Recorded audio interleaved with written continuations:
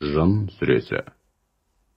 Рахман, әрі аса рақымды Алланың атымен бастаймын. Уа ардақты елшім, былай де, маған келген уахи бойынша, бір топ жын, мен оқыған Құранды тыңдап, кейін тайпаларына барып, уа жарандар, расында біз таңғажайып Құран тыңдадық. Ол әрдайым хақ жолға бастайды. Біз оған иман келтірдік. Біз ендік әрі Раббымызға ешкімді және еш нәрсені серік етіп қоспаймыз. Шүбәсіз, Раббымыздың даңқы асқақ, ұлылығы шексіз, ол ешкімді өзіне жұбай етіп те, бала етіп те алған емес, яғни оның жұбайы да, баласы да жоқ.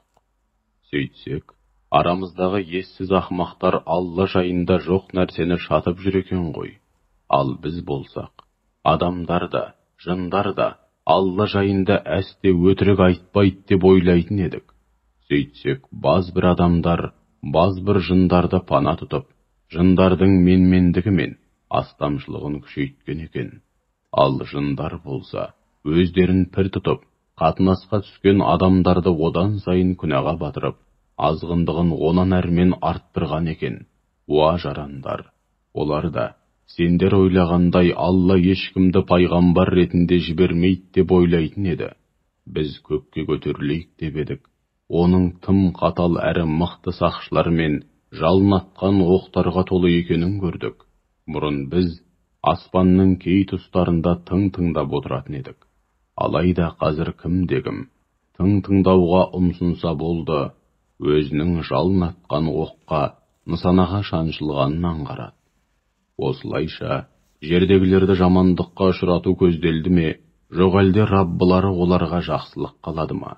Шынын айтсақ, оны біле алмадық. Арамызда иман етуге ынталы ізгі жандар да бар, ондай еместер де бар. Сөйтіп жік-жікке бөлініп, тарам-тарам жолдарға түскен жайымыз бар. Ендеше жер бетінде Алланың қалауына қарсы тұра алмайтынымызға, сондай-ақ одан ешқайда да қашып құтыла алмайтынымызға көзіміз анық жетті. Тура жолға бастайтын Құранды естігенімізде, оған бірден иман келтірдік. Кім-дегім Раббысына лайықты түрде иман етсе, иманы мен игі істерінің қарымын толық ала алмай қаламын ба деп те, бар жақсылықтан махрұм қалмас бекенмін деп те қорықпайтын болады. Шынын айтсақ, арамызда Аллаға мойынсұнған мұсылмандар да, хақ жолдан тайған азғындар да бар. Ал енді кім-дегім бір Аллаға мойынсұнса, міне солар ақиқатты іздегендер һәм тапқандар. Ал хақ жолдан тайған азғындарға келсек, олар жаһаннамға отын болады. Егер адамдар мен жындар Алланың тура жолмен еш ауытқымай жүргендерінде, шүбәсіз оларға мол жауын жаудырып, ризық несібелерін молайтар едік. Әсілі, біз оларды өздеріне берген әр нығметпен сынаймыз. Кім-дегім Раббысының насихатпен, иләһи нұсқауларға толы кітабынан теріс айналса, Алла оны барған сайын күшейе беретін ауыр азапқа душар етеді. Шүбәсіз мешіттер һәм онда өтілетін барлық құлшылықтар бір Алла үшін, сондай-ақ адам баласының құлшылық барысында қимылдайтын барлық мүшелері де бір Аллаға тиесілі. Ендеше Алладан басқа ешкімге әрі еш нәрсеге дұға етіп жалбарынбаңдар. Алланың хас құлы түрегеп тұрып, Раббысына құлшылық ете бастағанда, кәпірлер ел жұртқа оның оқыған Құранын естіртпеу үшін қаптап келіп, тіпті бір-бірінің үстіне шығып кетердей болып, маңайына үймелеп қалған еді.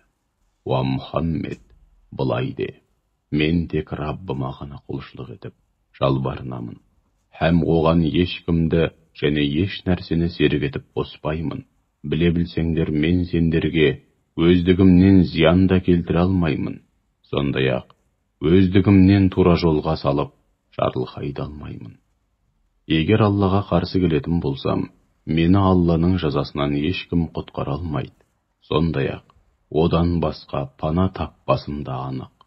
Менің бар міндетім Аллаға қатысты ақиқаттар мен оның қасиетті жолдауларын тиісінше насихаттап жеткізу ғана.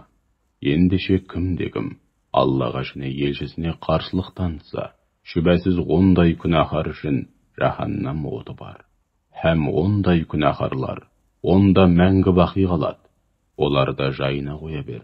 Сендерді аз әрі осал көріп, менсінбей жүре берсін. Өздеріне уәде етілген жаһаннам азабын өз көздерімен көргенде, кімнің қолдаушылары ең осал әрі тым аз екенін әлі-ақ білетін болады. Уа ардақты елшім, оларға былай де: сендерге уәде етілген азапты күн жақын ба, жоқ әлде Раббым ол үшін ұзақ уақыт белгілей ме, оны білмедім.